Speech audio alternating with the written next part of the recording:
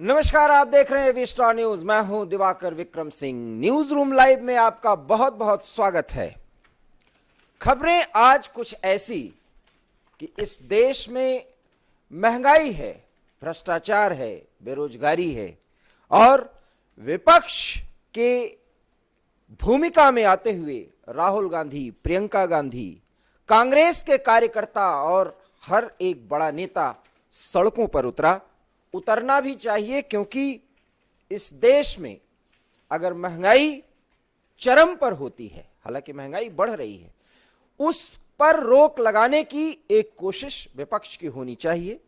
इसलिए इसका स्वागत किया जाना चाहिए, क्योंकि हमारी लड़ाई विपक्ष लड़ रहा है, ये हम कह सकते हैं। लेकिन इसके कई पक्ष हैं। उन पक्षों को समझते हुए ये हमें विश्लेषण करना होगा कि क्या ये लड़ाई सिर्फ महंगाई और बेरोजगारी के खिलाफ है या बात कुछ और है, और अगर कुछ बात है तो उसकी चर्चा स्वाभाविक है। खैर, महंगाई नहीं बढ़नी चाहिए, लेकिन कुछ ऐसे प्रावधान या कुछ ऐसी घोषणाएं भी सरकार की तरफ से या रिजर्व बैंक की तरफ से की जा रही हैं या कर दी गई हैं, आप यूं कह सकते हैं, जिससे महंगाई को कंट्रोल करने की कोशिश की जा रही है। देश की अर्थव्यवस्था को मजबूत बनाने के लिए प्रयास किया जा रहा है, लेकिन उसका असर भी आम जनता पर पड़ेगा। इसलिए महंगाई पर कंट्रोल कैसे किया जाए, ये सरकार भी प्रयास करती हुई दिख रही है। लेकिन प्रयासों से क्या, हमें तो सरकार से चाहिए कि वो महंगाई कम करे, क्योंकि वो सरकार है जिस सरकार को हमने बनाया है। तो बात सिर्फ महंगाई पर आकर ही टिकती है। इन दो खबरों के अलावा एक खबर पर हम ऐसी चर्चा भी करेंगे कि आखिर में जिस गाय और गोवंश को लेकर के उत्तर प्रदेश की योगी आदित्यनाथ सरकार इतना गंभीर है, वहां गायें चारा खाती हैं और खाने के बाद उनकी मौत होती है, और मौत कोई एक दो गाय की नहीं, 2 दर्जन से अधिक गायों की मौत होती है। हालांकि आधिकारिक रूप से जो अमरोहा के डीएम की तरफ से प्रतिक्रिया आई है, उसमें तो सिर्फ 2 दर्जन से अधिक गाय ही मरी हैं, अर्थात 25 गायों के मरने की बात आई। लेकिन ऐसा क्यों हुआ, इन सब के पीछे कारण क्या है, और क्या जो खबर आ रही है उसका एक ही पक्ष है या इस मौत के पीछे कुछ और बात है, उस पर भी हम चर्चा करेंगे। और भी चर्चाएं हैं, लेकिन सबसे पहले हम महंगाई की ही बात करते हैं। इस देश की अर्थव्यवस्था को मोदी सरकार, सीधी बात, मोदी सरकार कैसे चला रही है, जिस पर वो दावा कर रही है कि पूरी दुनिया में इस मुश्किल के दौर में भारतीय अर्थव्यवस्था आज भी बहुत ही मजबूत स्थिति में है। लेकिन फिर रिजर्व बैंक को रेपो रेट में बढ़ोतरी क्यों करनी पड़ती है, एक बड़ा सवाल है।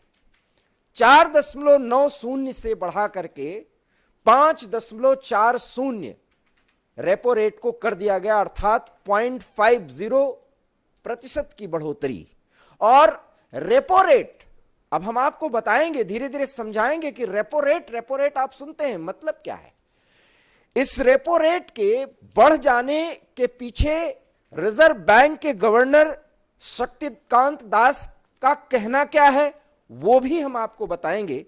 लेकिन इतना मानिए कि अगर आज समूचा विपक्ष और उसमें मुख्यतः कांग्रेस अगर महंगाई को लेकर के, भ्रष्टाचार को लेकर के, बेरोजगारी को लेकर के सड़कों पर उतरी है, तो महंगाई उसमें प्रथम मुद्दा है। और रिजर्व बैंक के गवर्नर शक्तिकांत दास भी कहते हैं कि महंगाई को कंट्रोल किया जा सकता है, अर्थात महंगाई बढ़ रही है, यह हमें मानना पड़ेगा। और मध्यम वर्ग की भारतीय समाज में महंगाई का बढ़ना चिंता का विषय है। फिर सवाल मोदी सरकार से कि आखिर में जब हर एक मौके पर, हर एक पड़ाव पर देश की जनता आपको हर कदम लेने के लिए, आगे बढ़ने के लिए प्रेरित कर रही है, तो फिर इस बढ़ती महंगाई पर कंट्रोल क्यों नहीं, यह सवाल मौजू है। लेकिन हम इस देश के समझदार और सुधी नागरिक होने के नाते समझते हैं कि पूरे वैश्विक समाज में इस समय उथल पुथल क्यों और किस लिए है। एक तरफ कोविड और इस तरह के तमाम वायरल इन्फेक्शंस और जिसकी आगोश में पूरी दुनिया है, और दूसरी तरफ कुछ ऐसी लड़ाइयां, क्षेत्रीय लड़ाइयां, कुछ ऐसे बड़े देशों और कुछ महत्वपूर्ण देशों के बीच जो संघर्ष हो रहा है, उसके साथ जो समस्याएं उत्पन्न हो रही हैं वो ये कि सप्लाई चेन बाधित हो रहा है। अक्सर आप ये वर्ड सुनते हैं, क्यों हो रहा है, कैसे हो रहा है और उसका असर भारत पर क्यों पड़ रहा है, ये जानना बहुत जरूरी है। तो हम खबर की शुरुआत करते हैं कि रिजर्व बैंक के गवर्नर शक्तिकांत दास ने आज रेपो रेट में बढ़ोतरी की घोषणा की है। बहुत ही आसान शब्दों में समझिए कि 0.50 की बढ़ोतरी के बाद इस घोषणा के मायने ये हैं कि अब आपकी जेब थोड़ी ज्यादा सख्त होगी। क्यों?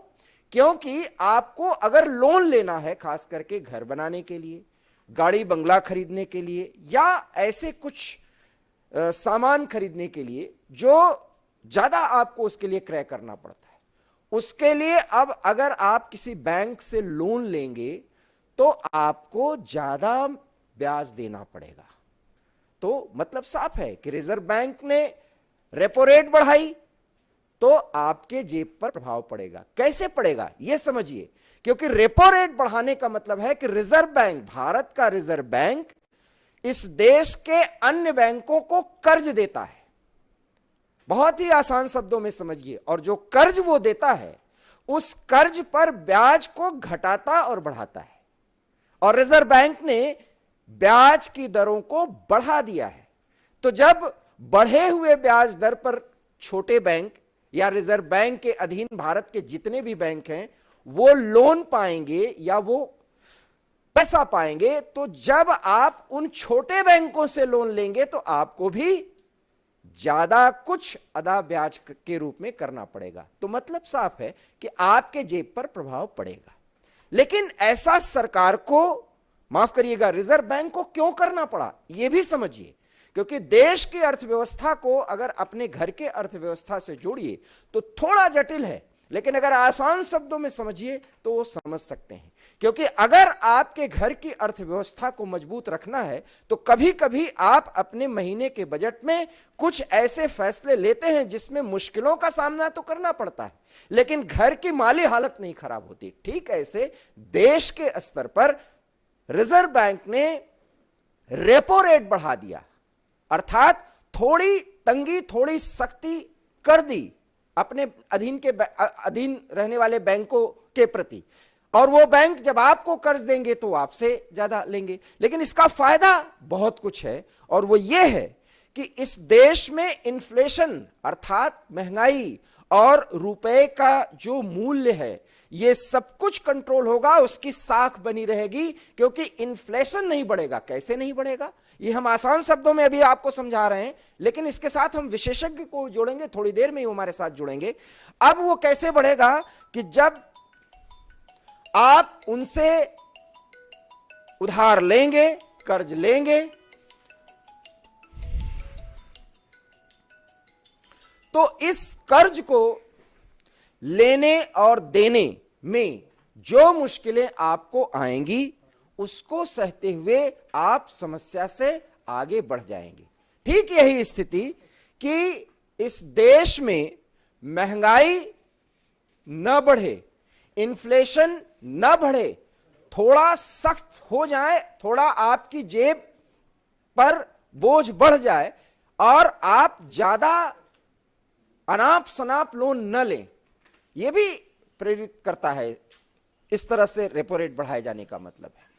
तो आप समझ सकते हैं कि इन्फ्लेशन कंट्रोल में रहेगा, और जब इन्फ्लेशन कंट्रोल में रहेगा तो इस देश की अर्थव्यवस्था और इस देश की मुद्रा भी साख के दायरे में रहेगी। यह बहुत आसान शब्दों में हमने आपको समझाने की कोशिश की है, लेकिन रेपो रेट बढ़ने का मतलब इतना जरूर है कि अब आपको कर्ज अगर आपने बैंकों से लिया तो आपको ब्याज ज्यादा देना पड़ेगा, तो आप पर थोड़ा दबाव तो बढ़ेगा, यही इतनी बात है। लेकिन इसके पीछे के तर्क बहुत हैं। आइए हम आपको ग्राफिक्स के जरिए कुछ प्रमुख तथ्य बताते हैं और बताते हैं कि शक्तिकांत दास ने जो रेपो रेट के संदर्भ में आज घोषणा की है उसके मायने क्या हैं। ये आप देख सकते हैं स्क्रीन पर। आरबीआई का रेपो रेट बढ़ाने का ऐलान। भारतीय रिजर्व बैंक ने रेपो रेट को 50 बेसिस पॉइंट तक बढ़ाने का फैसला लिया है। आरबीआई के इस फैसले के बाद अब रेपो रेट की दर 4.90% से बढ़कर 5.40% हो गई है। आरबीआई की ओर से लिया गया फैसला तत्काल प्रभाव से लागू हो गया है। यह बड़ी खबर है। 3 अगस्त से इस मामले पर आरबीआई की समिति मंथन कर रही थी। ये सारी जानकारी शक्तिकांत दास जो आरबीआई के गवर्नर हैं उन्होंने दी। 3 दिनों यानी 3 अगस्त से 5 अगस्त तक चली एमपीसी की बैठक के बाद इस फैसले का ऐलान किया गया है। तो जो ऐलान हुआ है वो फैक्ट हम आपको बता रहे हैं। भारतीय अर्थव्यवस्था वैश्विक आर्थिक स्थिति से प्रभावित हुई है, ये गवर्नर शक्तिकांत दास ने कहा, जिसको हमने पहले ही आपको बताया। हम उच्च मुद्रास्फीति की समस्या से जूझ रहे हैं, हाई इन्फ्लेशन की समस्या से जूझ रहे हैं, इसलिए यह व्यवस्था करनी पड़ी, ये कदम उठाने पड़े। वित्तीय वर्ष के दौरान 3 अगस्त तक 13.3 अरब अमेरिकी डॉलर के बड़े पोर्टफोलियो का प्रवाह देखा है, ये आरबीआई की तरफ से कहा गया है। प्रवाह मतलब लिक्विडिटी से संबंधित है। आरबीआई ने तत्काल प्रभाव से रेपो रेट 50 बीपीएस बढ़ा करके 5.4% कर दिया है। यह शक्तिकांत दास की घोषणा है।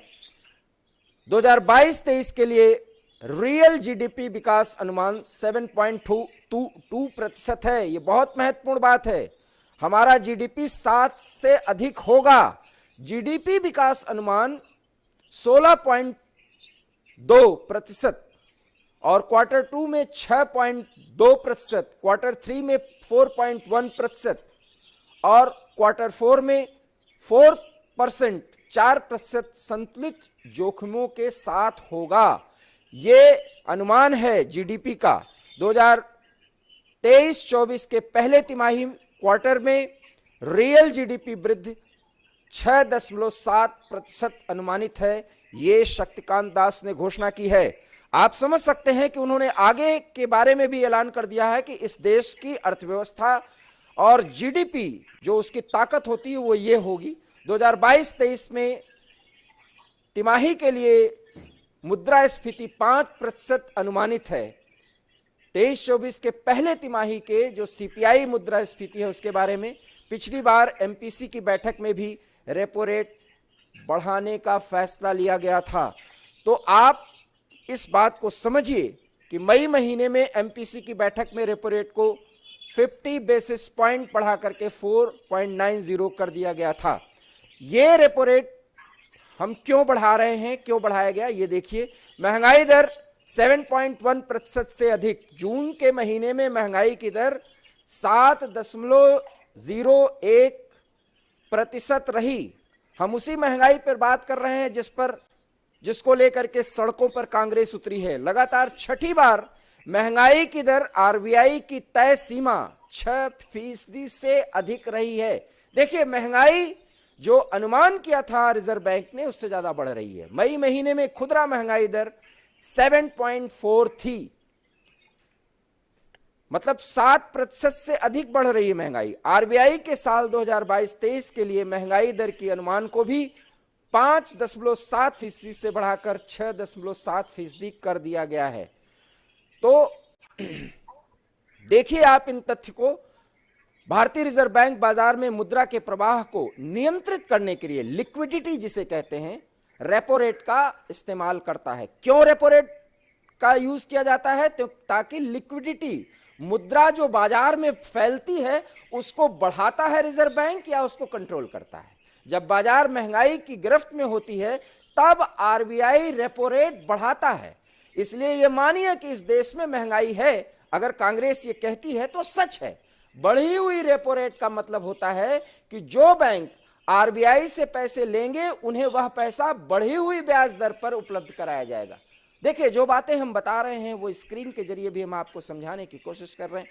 ऐसे में ब्याज दर बढ़ने से बैंक आरबीआई से कम पैसा लेंगे और बाजार में मुद्रा के प्रवाह का नियंत्रण बना रहेगा। अर्थात जितना ही बाजार में आप मनी को फ्लोट करेंगे उतना क्या होगा, इन्फ्लेशन, मुद्रास्फीति बढ़ने की संभावना रहती है और मुद्रास्फीति से रुपए की साख पर प्रभाव पड़ता है। बैंक महंगे दर पर आरबीआई से लोन लेंगे तो महंगे दर पर आम लोगों को भी लोन जारी करेंगे। जो बातें हमने आपको पहले भी समझाने की कोशिश की वही बताने की कोशिश कर रहे हैं। इससे आम आदमी का ईएमआई महंगा हो जाएगा। इसे देखते हुए लोग लोन कम लेंगे और कम खर्चा करेंगे। अर्थात अब आप मितव्ययी बनिए, क्योंकि यह समय की मांग है। क्यों है? क्योंकि पूरी दुनिया में यह समस्या है। इससे बाजार में मांग घटेगी। पूरी प्रक्रिया से महंगाई को नियंत्रित करने में मदद मिलेगी, जो आर्थिक विशेषज्ञ करते हैं।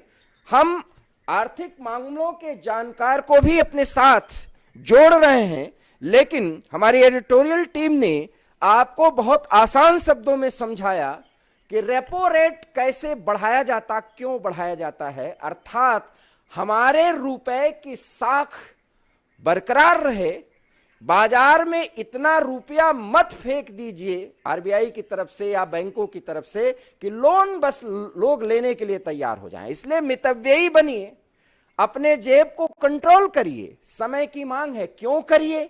इसलिए क्योंकि तेल के दाम, जो पूरी दुनिया में हम तेल बाहर से मंगाते हैं, उस पर खर्च करना पड़ता है। पूरे दुनिया की सप्लाई चेन बाधित हुई है, क्योंकि रूस यूक्रेन का युद्ध और अब तो चीन और ताइवान अमेरिका भी भिड़ने को तैयार है। इससे बाधित हुई है सप्लाई चेन। सप्लाई चेन मतलब वो चीजें जो हम आयात निर्यात के द्वारा एक देश दूसरे देश को प्रस्तुत करता है, उपलब्ध कराता है, उसमें कमी आई है। तो इन सब चीजों को, और साथ ही साथ कोरोना जैसी बीमारी अभी भी पूरी दुनिया उसकी गिरफ्त में है, उसका प्रभाव है। हालांकि तमाम देश के लोगों और सरकारों के प्रयास से हम उस समस्या से उबरने में बहुत हद तक कामयाब रहे, लेकिन इसका यह मतलब नहीं कि हम सस्ती लोकप्रियता हासिल करने के लिए सब कुछ अनाप शनाप करें। ऐसे में मितव्ययी बनने की जरूरत है। यह मतलब है इस रेपो रेट के बढ़ने का, जो हमने इतने सरल भाषा में समझाने की कोशिश की है कि आप इस पूरे फैक्ट को, इस तथ्य को समझ पाएं। हमारे साथ इस समय जाने माने अर्थशास्त्री डॉक्टर ललन, माफ करिएगा, प्रोफेसर ललन प्रसाद जी हमारे साथ जुड़ रहे हैं। प्रोफेसर साहब, हमने बहुत कुछ दर्शकों को बताने की कोशिश की अपने ज्ञान की सीमा के आधार पर कि रेपो रेट क्यों बढ़ाया गया और इसका क्या प्रभाव पड़ने वाला है। क्या आप मानते हैं कि मोदी सरकार कहीं ना कहीं कुछ मुश्किलों में तो है, जहां तक महंगाई को कंट्रोल करने का सवाल है? प्रोफेसर साहब।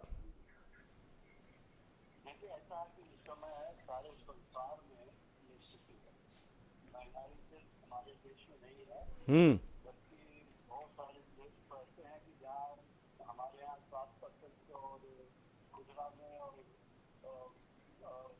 WPI में 15% की महंगाई लगभग है। और दुनिया में ऐसे भी बहुत सारे देश है जहाँ महंगाई 40%, 50%, 60% तक जाती है।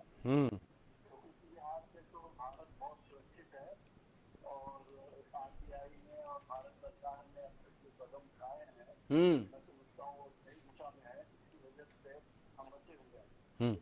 महंगाई तो आएगी। और जो महंगाई का ये रेट है वो जो सुरक्षा सीमा रिजर्व बैंक ने निर्धारित की है 6% की, अगर महंगाई 6% से ऊपर जाती है तो ये खतरे की घंटी है अर्थव्यवस्था की। नीचे रहे तो अच्छा है।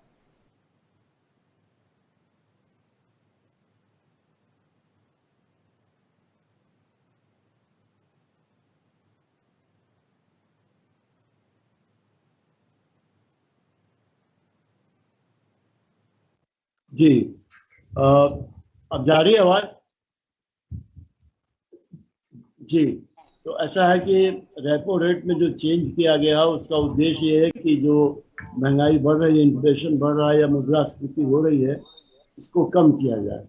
रेपो रेट से जो रेपो रेट में वृद्धि करने का मतलब ये हुआ कि जिस रेट पर रिजर्व बैंक ऑफ इंडिया बैंकों को, कमर्शियल बैंकों को कर्ज देती है, वो रेट अब ज्यादा हो जाएगा, तो उससे लोन लेना बैंकों के लिए महंगा होगा, और जब बैंकों को महंगा होगा तो वो पब्लिक को भी महंगा देंगे, तो ये पासान कर देंगे बैंक पब्लिक के ऊपर। तो पब्लिक जैसे जो मकान लेने के लिए लोन ले रही है या लग्जरी आइटम्स खरीदने के लिए बड़े बड़े लोन ले रही है, जो या ईएमआई दे रही है और पेमेंट में, ये सब रिस्पॉन्सिबिलिटी ये सब बढ़ जाएगी कस्टमर की, कस्टमर को भी ज्यादा पैसा देना पड़ेगा। तो इसका एक फायदा तो ये होगा कि जो बहुत फालतू खर्च है वो लोगों को कम करने पड़ेंगे। दूसरी बात यह है कि जो हमें ध्यान में देना चाहिए महंगाई के संबंध में, वो ये कि इसका सीधा संबंध हमारे रुपए की कीमत से है, और महंगाई बढ़ने का मतलब ये होता है कि रुपए की कीमत कम होती है। अब जहाँ आप 100 रुपए में कोई सामान खरीदते हैं, वहाँ 105 रुपए 110 रुपए देना पड़ेगा, तो फिर ये महंगाई हो गई। इसका मतलब जो रुपया जो पहले 100 रुपए में चीज खरीदता था, अब 105 में 110 में खरीदेगा। तो महंगाई को रोकना तो सरकार के लिए आवश्यक है, इसमें कोई संदेह नहीं, और वो भी जब ऐसी स्थिति आ गई है कि जो सुरक्षा सीमा से महंगाई ऊपर जा रही है, तो उसको कंट्रोल करना जरूरी है। अब आप क्या करना चाहिए सरकार को? एक तो सरकार ने जो किया है, रेपो रेट में जो वृद्धि की है, एक तो यही स्टेप है। दूसरा स्टेप ये है कि जो फालतू खर्चे लोग कर रहे हैं, लग्जरी आइटम्स और एक्सपेंडिचर हैं, उसको घटाना चाहिए। और दूसरी बात यह है कि सर्कुलेशन में जो मनी है उसको थोड़ा और कंट्रोल करना पड़ेगा, उसे थोड़ा और कम करना पड़ेगा। तो इसके लिए सरकार या तो ये कि बहुत से खर्चे सरकार को अपने खर्चे भी कम करने पड़ेंगे, ताकि फिजूल खर्चे जो गवर्नमेंट की ओर से हो रही हो, या जो ऐसे बहुत से प्रोजेक्ट हैं जिनके ऊपर बहुत ज़्यादा एक्सपेंडिचर की इस समय आवश्यकता नहीं है, तो वहाँ भी गवर्नमेंट को रोकना पड़ेगा।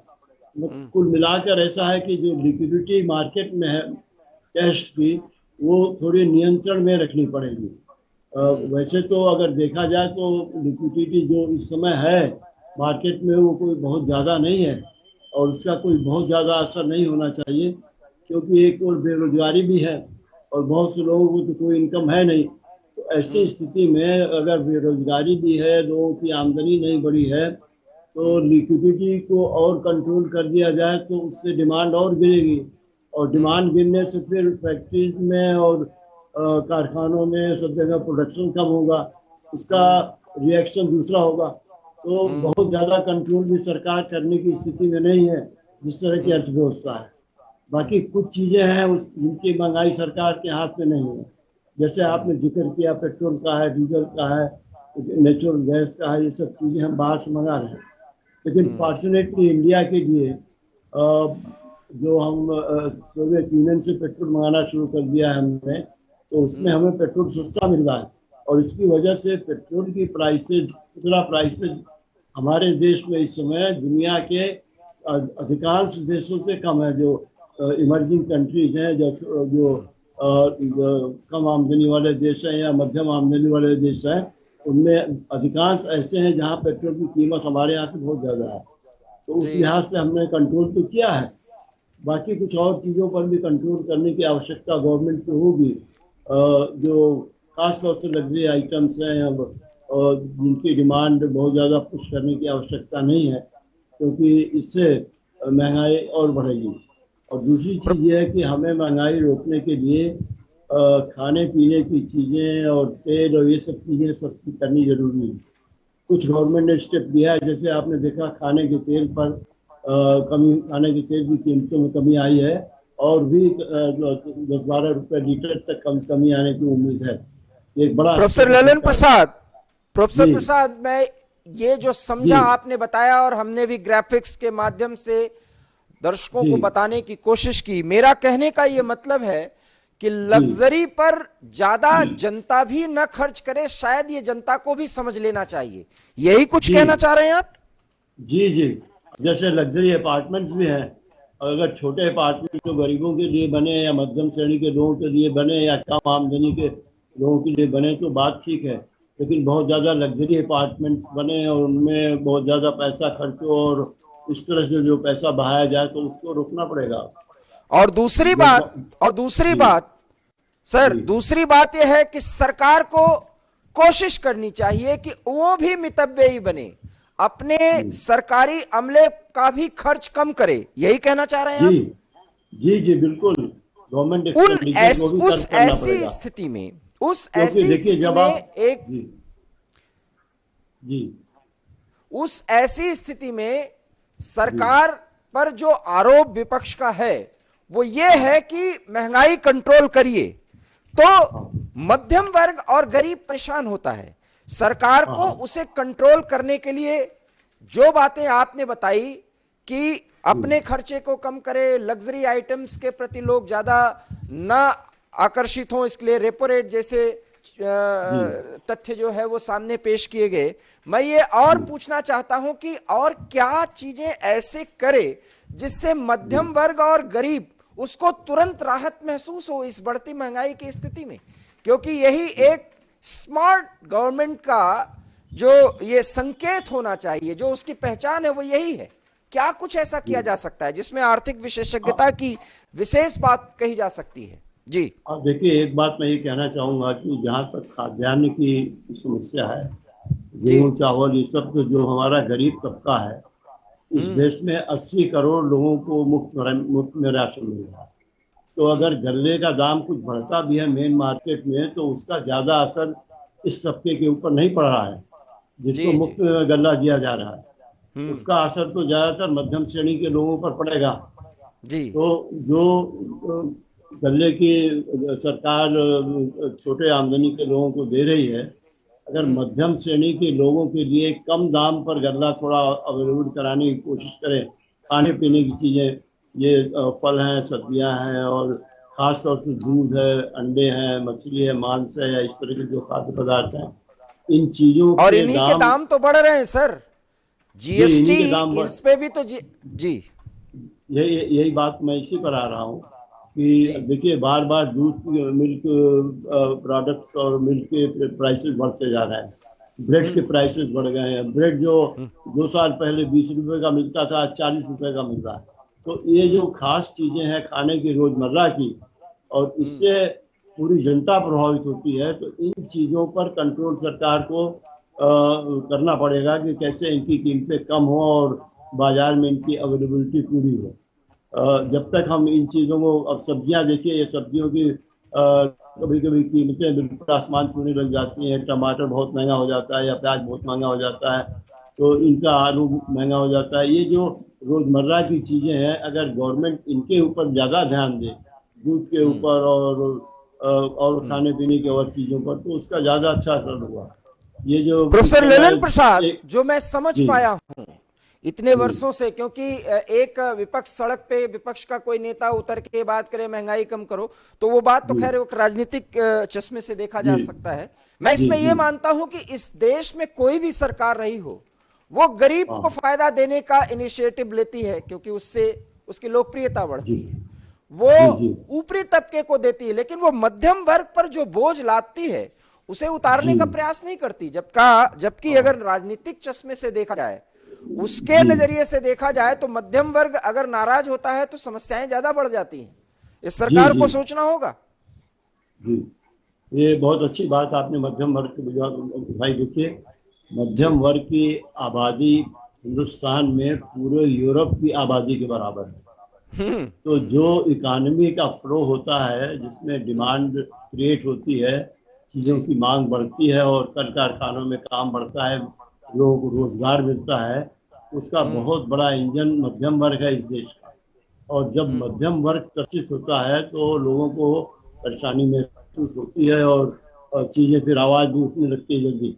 अब आज जो आवाज उठ रही है, आप देखिए महंगाई के खिलाफ में, इसमें सबसे ज्यादा मध्यम वर्ग के लोग ही आगे हैं, क्योंकि वे इससे सबसे ज्यादा प्रभावित हैं। जो बिल्कुल गरीब तबका है उसको खाना तो रोटी तो मिल रही है, उसको राशन महंगा हो जाए, बाजार में कुछ भी हो जाए, जब सरकार मुफ्त में ही दे रही है, तो प्राइसेस बढ़ना उनके लिए तो कोई मतलब ज्यादा मतलब नहीं रखता। लेकिन जो मध्यम वर्ग के लोग हैं उनके लिए तो ये बहुत बड़ा मतलब रखता है, क्योंकि उनकी आमदनी का एक बड़ा हिस्सा खाने में जाता है। गल्ला खरीदना हुआ, और सब्जियां हुई, और दूध हुए, फल हुए, और ड्राई फ्रूट्स हुए, और इस तरह की चीजें खरीदने के लिए, मांस है, मछली जो लोग खाते हैं उनके लिए, तो इन चीजों पर मध्यम वर्ग का बहुत बड़ा पैसा खर्च होता है।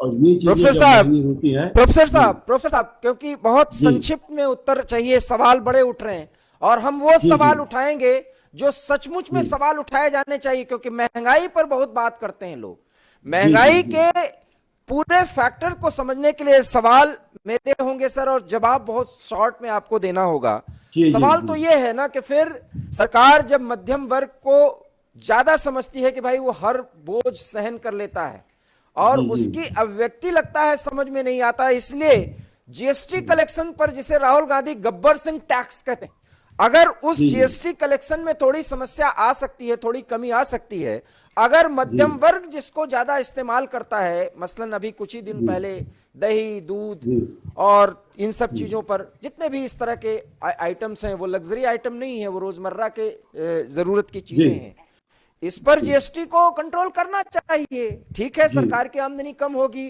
क्योंकि हाँ क्योंकि ऐसा नहीं है कि इसमें प्रयास गलत है सरकार के, ये स्थिति हाँ ऐसी है, ये हम राजनीतिक भाषा नहीं बोल सकते, क्योंकि जी वैश्विक जी स्थिति ऐसी है। ऊपर से हमको क्रूड ऑयल जो है वो 85% बाहर से मंगाना पड़ता है, इन सब की स्थितियां हैं। लेकिन एक बात है, क्रूड ऑयल के संदर्भ में, अगर इस देश हाँ की सरकार ने रूस से सस्ते दामों में तेल खरीद दिया है, हमारा रिजर्व जी अच्छा हुआ है, तो फिर जी उस पर भी कंट्रोल रहना चाहिए, उस पर भी कमी हाँ करने की कोशिश करनी चाहिए, ऐसा सरकार को करना चाहिए। शायद जी इसीलिए इस मायने में अगर विपक्ष महंगाई का मुद्दा उठा रही है तो उसके मायने जी हैं, जी प्रोफेसर ललन प्रसाद जी जी। नहीं, देखिए, इसमें कोई संदेह नहीं कि महंगाई है, लेकिन जैसे अब पेट्रोल और डीजल की बात आपने कही है, तो भारत सरकार ने पहले भी टैरिफ में कमी की है। जब से हम रूस से मंगा रहे हैं, और टैरिफ में कमी की गई है, और प्राइसेस इंडिया के अंदर कंट्रोल में है, पेट्रोल और डीजल के और नेचुरल गैस के। कुकिंग गैस के भी देखिए प्राइसेस डाउन हो गए हैं, रिसेंटली कम हो गए हैं, तो उस दिशा में सरकार तो कदम उठा रही है, इसमें कोई शक नहीं। लेकिन मेरा कहने का मतलब ये कि जो जीएसटी का सबसे बड़ा बोझ हो रहा है, यानी ऑन एन एवरेज अगर देखा जाए, तो वो मध्यम श्रेणी के लोगों पर ही पड़ता है। बड़ी बड़ी कंपनियों को उसका बहुत फर्क नहीं पड़ता, वो 1-2% आप बढ़ा दो तो उनको, वो तो पास ऑन कर देंगे हमारे ही ऊपर, जो कंज्यूमर है उसके, और उनके ज़्यादा बड़े कंज्यूमर मध्यम श्रेणी के लोग ही हैं। तो जीएसटी का जो बढ़ाव, जो जीएसटी में वृद्धि की जाती है, उसका बहुत बड़ा असर मध्यम श्रेणी पर पड़ता है। दूसरी एक बात मैं आपको और बताऊं, जो शायद बहुत कम लोग चैनल्स पर बोलते हैं, बहुत सारे छोटे और लघु व्यापारी और मध्यम श्रेणी के व्यापारियों से मेरा परस्पर रहता है, और वो सब जीएसटी से परेशान है, क्योंकि जीएसटी का प्रोसीजर सरकार ने ऐसा रखा है कि बगैर चार्टर्ड अकाउंटेंट के, बगैर बाहर के मदद के वो बन नहीं सकता, पहली बात। दूसरी बात यह है कि रोज परिवर्तन होते रहते हैं, रेट बदलता रहता है, और तीसरी बात है कि अधिकांश चीज़ों पर रेट इतना हाई है कि व्यापारी भी तंग है। तो जीएसटी, और जीएसटी के लिए हम सिर्फ सेंट्रल गवर्नमेंट को रिस्पॉन्सिबल नहीं कर सकते, क्योंकि जीएसटी के जो रेट डिसाइड होता है वो काउंसिल से होता है, जीएसटी काउंसिल, और जीएसटी काउंसिल में सारे फैसले बहुमत से नहीं बल्कि यूनानिमस होते हैं। तो अब अभी जो रिसेंटली मिल्क प्रोडक्ट वगैरह पर जो बड़े हैं जीएसटी, तो इसके लिए अगर राहुल गांधी या उनकी पार्टी के लोग या उनके सरकार में, उनके शासित राज्यों में लोग चिल्लाएं, तो मैं समझता हूँ कि ये बेईमानी है, इसलिए कि जो ये फैसला हुआ उसकी पार्टी जो वो भी हैं, उन्होंने भी जो बैठ के वहाँ फैसला किया, हाथ उठाया कि हाँ बढ़ाया जाना चाहिए। तो एक और आप जीएसटी काउंसिल में कहते हो वो बढ़ाया जाना चाहिए, और दूसरी ओर आप सड़क पर कहते हो कि बढ़ा दिया गया, ये क्या बात? यही दो ये तो मूल ईमानदार बातें हैं। बिल्कुल बिल्कुल, मैं समझ गया। और ये बातें हैं कि जब जीएसटी काउंसिल की बैठक होती है तो उसमें आप बात कुछ कहते हैं सड़क पर, और शायद इसके पीछे प्रोफेसर ललन प्रसाद जी यही कारण है। मैं आपको बताना चाहूंगा सर, क्योंकि वो सारी बातें हमने पूछी और आपने बताई, और जिसको हमने ग्राफिक्स के जरिए समझाने की कोशिश की कि जब अर्थ का वो जटिल मामला पूरे देश के संदर्भ में सामने आता है, तब यही पार्टियां, चाहे वो सरकार में हो चाहे वो समझदार विपक्ष की भूमिका में हो, तब वो यूनानिमसली ये कहती हैं कि ऐसा होना चाहिए। लेकिन सड़क पर उतर कर जनता को कुछ बताने या संदेश देने के लिए बड़ा आसान होता है कुछ ऐसे मुद्दों को उठाना जिसमें महंगाई प्रमुख है। और आज उसी महंगाई पर पिछले आधे घंटे से हम बात कर रहे हैं कि आखिर में ये महंगाई अगर बढ़ रही है तो सरकार अगर मध्यम वर्ग पर इतना भरोसा करती है कि वो सारा बोझ वहन कर सकता है जो वो वहन करता है इस देश का, इसलिए हम मध्यम वर्गीय श्रेणी के लोग माने कि इस देश की रीढ़ हम हैं और उस बोझ को हम वहन करते हैं। इसलिए हम सुझाव भी दे सकते हैं। सुझाव ये कि अगर मध्यम वर्ग बोझ वहन कर रहा है तो सरकार जो मितव्ययी है वो दिखा भी रही है, उसे और मितव्ययी बनना पड़ेगा, उसे भी अपने खर्चे पर और लगाम कसना पड़ेगा। और इसलिए वैश्विक समस्या जो है उसको देखते हुए हम ये कह सकते हैं कि हमारी ताकत पर यह सरकार इतने बड़े फैसले लेने की हिम्मत और कोशिश कर पा रही है जैसा कि हमारे प्रधानमंत्री कहते हैं। तो आज कम से कम इस चर्चा के माध्यम से समझिए कि इस देश का मध्यम वर्ग अगर मुखर होकर के कोई आवाज उठाता है, बोलता है, तो उसके पीछे तर्क यह है कि वो हर चीजों को झेलता है, समझता है और इस देश की किस अर्थव्यवस्था की नब्ज को टटोलते हुए उसे संभालता है, जिसमें हम भी हैं, आप भी हैं। इसलिए हमारा आपका दायित्व है कि हम समझाएं कि कोशिशें और क्या की जानी चाहिए। हर एक बात सिर्फ राजनीतिक चश्मे से न कही जा सकती है और न देखी जानी चाहिए। प्रोफेसर ललन प्रसाद जी, आपका बहुत बहुत धन्यवाद कि आपने इतने महत्वपूर्ण बातें हमें बताई हैं और हमने भी अपने दर्शकों को समझाने की कोशिश की है। हमारे सहयोगी इस समय हमारे साथ हैं सपना। अगर आप देखें तो इन बातों को आपने सुना होगा, जिस महंगाई को लेकर के अक्सर विपक्ष के सवाल पर आप भी समझती होंगी और अब शायद आप एक बड़े विजन के साथ समझी होंगे कि महंगाई आखिर में किसी सरकार के सामने कैसे आती है। और ये वो दौर है जब हो सकता है कि महंगाई 7% से अधिक रहे इस देश में, क्योंकि वैश्विक शांति, जिसकी बात हम बराबर करते हैं कि बहुत जरूरी है अगर हम अपने विकास दर को आगे बढ़ाना चाहते हैं। ऐसे में इस रेपो रेट के बढ़ाए जाने के बाद एक अपने दृष्टिकोण से अर्थव्यवस्था, देश की अर्थव्यवस्था को समझते हुए और मध्यम वर्ग पर पड़ते हुए बोझ के संदर्भ में आपका आकलन क्या है? देखिए सर, सबसे पहले तो मैं ये कहना चाहती हूँ कि जो रेपो रेट बढ़ा है, जहाँ एक तरफ इसका असर जो है होम लोन्स, कार लोन्स पर ज़्यादा पड़ेगा। जिन्होंने कार लोन लिया है, जो घर खरीदना चाहते हैं, वो अब घर खरीदने का सपना देख रहे हैं, बड़े लोन्स पर इसका असर पड़ेगा। लेकिन इसके कुछ फ़ायदे भी हैं। अगर फ़ायदों पे बात की जाए तो इस पर अगर मान लीजिए आपको एफडी, ऑब्वियसली अगर आप बैंक में अगर आपका फिक्स डिपॉजिट है तो उस पर आपको ज्यादा ब्याज मिलेगा, तो ये एक सबसे बड़ी अच्छी चीज है। सपना, हमको बचाने की जो आदत है हम भारतीयों में, वही हमारी ताकत हो सकती है, ये कहना जी सर, बचाने की जो आदत है वो हो सकती है। अब बात की जाए रेपो रेट को लेकर तो इसका असर देखिए छोटे जो गरीब तबके के हैं, निम्न तबके के, उन पर नहीं पड़ेगा। इसका असर पड़ेगा मिडिल क्लास और थोड़े अपर लोगों पर। क्यों बात हम लोग कर रहे हैं? जी सर, क्योंकि अब बात करते हैं, क्योंकि इन लोगों की पहुंच से क्रेडिट कार्ड और लग्जरी आइटम दूर हैं। ईएमआई का तो फिर सपना आप भूल ही जाए, क्योंकि इनका बेसिक जो नीड है, रोटी कपड़ा मकान, बस इतने तक की ही इनकी बेसिक नीड्स पूरी हो जाए, यहीं तक ये लोग सीमित रहते हैं। वहीं बात की जाए अपर क्लास पर और मिडिल क्लास पर, इसका ज्यादा असर पड़ेगा, पर इसके कई फायदे भी देखे गए हैं। बात की जाए अगर रेपो रेट को लेकर तो इससे जो बाजार में लिक्विडिटी है उस पर थोड़ी कमी आएगी। जब हम लिक्विडिटी की बात करते हैं तो उसमें सबसे पहले हम ये चीज देखते हैं कि आप कोरोना काल में बात करते हैं, कोरोना काल की, तो कोरोना काल के समय अर्थव्यवस्था पूरी तरह से चरमरा गई थी, अर्थव्यवस्था पूरी तरह से चौपट हो गई थी। तो उसे कंट्रोल में लाने के लिए बाजार को वापस जो है चलाने के लिए, बाजार को उस स्थिति में लाने के लिए, नॉर्मल कंडीशन में लाने के लिए उस टाइम पे क्या हुआ था कि रेपो रेट को कम कर दिया गया था, ताकि लोग ज्यादा लोन ले सके और जो मनी है वो सही से चल सके, चलन हो सके उसका।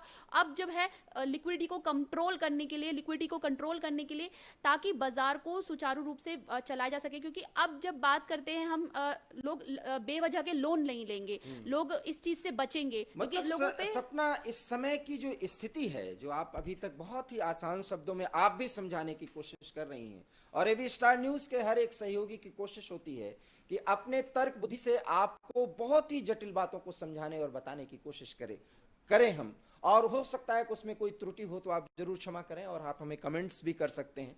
मैं आपसे एक बात जरूर सपना पूछना चाहता हूं। इसके पीछे का उद्देश्य तो सिर्फ एक है कि जो हमारी मूल भावना है, जो हमारी सोच है, जहां तक अर्थव्यवस्था की जो हमारे बेस में है, और सांस्कृतिक रूप से कि आप स्वामी इतना दीजिए जामे कुटुंब समाए, मैं भी भूखा ना रहूं साधु भूखा न जाए। साधु मतलब साधु कोई भी व्यक्ति जो हमारे घर पे आए उसको खाना मिल जाए, हमें मिले, और हम आसानी से अच्छी तरीके से रह सकें, रोजमर्रा का जीवन चला सकें। यही एक मध्यम वर्ग की कल्पना थी। हम, जैसा कि आप बार बार कह रहे हैं कि हम अनाप शनाप लोन न लें, होता यह है कि हमारी आमदनी 100 रुपए की है और हम 1000 से अधिक की चीज की कल्पना कर लेते हैं, क्योंकि ये हमारी कमाई है, हम इतना लोन पटा लेंगे, हम इसको अदा कर लेंगे। माफ करिएगा मुझे पटा शब्द बोलना पड़ा, खैर बहुत साधारण शब्दों में मुझे बोलना पड़ा। तो इसका मतलब ये है कि हम अपने खर्चे को कंट्रोल करने के बारे में सोचें एक नागरिक के रूप में, क्योंकि देश और दुनिया के सामने बहुत बड़ी समस्या है। जी सर, जब हम बात करते हैं खर्चों को लेकर तो अक्सर देखा गया है कि हम सभी जब जॉब करते हैं तो हम कोई ना कोई सपना पालते हैं कि हमें घर खरीदना है, हमें कार खरीदनी है, तो हम उस चीज को कहते हैं ना कि आमदनी अठन्नी और खर्चा रुपया, तो वो चीज नहीं होगी। आप अपने सीमित दायरे में रहकर सीमित खर्चा करेंगे और खर्चे कम होंगे तो ऑब्वियसली महंगाई कम होगी, क्योंकि जो संसाधन है उनका इस्तेमाल, उनका दोहन, जो जरूरत से ज्यादा कहते हैं ना किसी भी चीज की अति बहुत बुरी है, तो वो कम होगा। वो उन लोगों तक पहुंचेगा जो निम्न क्लास के हैं, जो लोअर क्लास के लोग हैं, वो भी इसका इस्तेमाल कर पाएंगे, संसाधनों का इस्तेमाल कर पाएंगे। तो जो रिसोर्सेज हैं वो सिर्फ एक व्यक्ति तक सीमित नहीं रहेंगे, और जब रिसोर्सेज का जब इस्तेमाल कम होगा तो लिक्विडिटी जो है वो ऑटोमेटिकली कंट्रोल में आ जाएगी, महंगाई अपने आप ही कंट्रोल में। और दूसरी चीज एक और है कि हम जो करते हैं ब्लैक मार्केटिंग, अक्सर देखा गया है लोगों के पास होता सब कुछ है। सपोज कोरोना काल के टाइम पे देखा गया था कि लोगों ने क्या कर दिया, जब राशन की दिक्कतें लोगों को आ गई, राशन की दिक्कतों का सामना करना पड़ा, तो जो अधिकारी हैं या फिर छोटे जो दुकानदार हैं, बड़े दुकानदार हैं, वो सब जो है राशन के रेट बढ़ा के बेचने लगे। जब ब्लैक मार्केटिंग आती है, यानी कि जब आप स्टोरेज करते हैं, बेवजह का स्टोरेज करते हैं, आप बेवजह का स्टोरेज करते हैं जब आप, तो वो ऑटोमेटिकली इकोनॉमिक क्राइसिस आ जाते हैं। और इकोनॉमिक्स क्राइसिस आते हैं तब आते हैं जब सिचुएशन बिल्कुल क्रिटिकल हो जाती है। सिचुएशन क्रिटिकल होगी तो आगे दाम बढ़ाए जाएंगे, और आगे दाम बढ़ाएंगे तो करप्शन बढ़ेगा तो ब्लैक मार्केटिंग बढ़ेगी, लोग टैक्स चुराएंगे लोग, तो वहां से शुरू होगी महंगाई। क्योंकि लोग टैक्स, सबसे देखिए आप समझने की कोशिश कीजिए, ये पूरी एक चेन है, एक सप्लाई चेन है। हम एक प्रोड्यूसर है, सपोज कहते हैं कि जब हम एक उत्पादन करता है, फिर उसके बाद हम सर्विस प्रोवाइडर की भूमिका में भी आते हैं। तो जब हमें उसी के हिसाब से काम करना है, हमें उस सर्कल के अंदर काम करना है ताकि इकोनॉमिक जो ग्रोथ है वो हो सके। जीडीपी की जब हम बात करते हैं, सकल घरेलू उत्पाद की बात करते हैं, जो कि बहुत बड़ा हिस्सा है नेशनल इनकम का। जब हम नेशनल इनकम निकालने बैठते हैं तो हम जीडीपी को जरूर कैलकुलेट करते हैं। जीडीपी हमारी ग्रोस डोमेस्टिक प्रोडक्ट है जो हमारे देश में बनते हैं, और ये वो रिसोर्सेस हैं जिनका इस्तेमाल होना बहुत जरूरी है, और इनका इस्तेमाल सभी वर्गों को सके, कोई एक वर्ग तक ये सीमित ना हो, और ये तभी हो पाएगा जब आप ब्लैक मार्केटिंग से बचेंगे। और इसके लिए तो सपना जरूरी है कि गवर्नेंस जो है वो बहुत सख्त होना चाहिए जी। तो गवर्नेंस सख्ती अगर होगी तो फिर तो बहुत समस्याएं लोगों के सामने आएंगी। हाँ, अभी हाल ही में जिस तरीके से ईडी की कार्रवाई देखने को मिली, अपने आप में एक प्रशंसनीय काम है, जहां पर कुछ लोग जो हैं इसका विरोध कर रहे हैं क्योंकि वो टैक्स चोरी कर रहे हैं। अगर आप सही है तो आप क्यों बचेंगे? बहुत महत्वपूर्ण बात सब आपने कही है, क्योंकि आप जो मुद्दा उठा रही हैं वो बहुत बेसिक है। हमारी सहयोगी सपना ने बहुत ही आसान शब्दों में आपको इस पूरे समस्या के रूट में ये बताया कि इस महंगाई के साथ भ्रष्टाचार कैसे जुड़ता है, और जब भ्रष्टाचार जुड़ता है तो उसके बाद किस तरीके से नए नए धन्ना सेठ खड़े हो जाते हैं। इसलिए गवर्नेंस और सख्ती की दरकार होती है। इसके लिए सस्ते लोकप्रियता की जरूरत नहीं महसूस करनी चाहिए अगर कोई सरकार देश के बारे में सोच रही है। शायद सपना यही हमारा वो मुद्दा था, क्योंकि समय की सीमा है, बहुत महत्वपूर्ण है सपना। इस पर निश्चित रूप से आप बहुत अच्छी तैयारी में हैं। हम एक अर्थव्यवस्था के संदर्भ में एक अगले प्रोग्राम में हम आप साथ उसमें आएंगे और बताएंगे कि किस तरीके से ये सारी समस्याएं हैं, क्योंकि इस देश में बेरोजगारी, महंगाई, भ्रष्टाचार, इन तीन पर बात की जाती है तो ये कहते हैं कुछ लोग कि अब मीडिया को यह सवाल भी उठाना जरूरी नहीं समझा जा रहा है मीडिया कर्मियों की तरफ से। तो आज एबी स्टार न्यूज पर उसी महंगाई के संदर्भ में, उसी भ्रष्टाचार के संदर्भ में हम बात कर रहे हैं। इसलिए रिजर्व बैंक के रेपो रेट बढ़ाए जाने के बाद हम तमाम समीक्षकों के साथ और अपने सहयोगियों के साथ आपसे बहुत आसान भाषा में पूरे मुद्दे पर चर्चा कर रहे हैं। बात चली है महंगाई की, तो इसी महंगाई को लेकर दिल्ली से लेकर के देश के हर राज्य में आज कांग्रेस के कार्यकर्ता और बड़े नेता सड़क पर उतरे। हमारी सहयोगी सपना ने एक बात कही कि ईडी भी सक्रिय है, और ईडी सक्रिय है तो एक तरफ कार्रवाई और दूसरी तरफ महंगाई और भ्रष्टाचार के खिलाफ संघर्ष का ऐलान।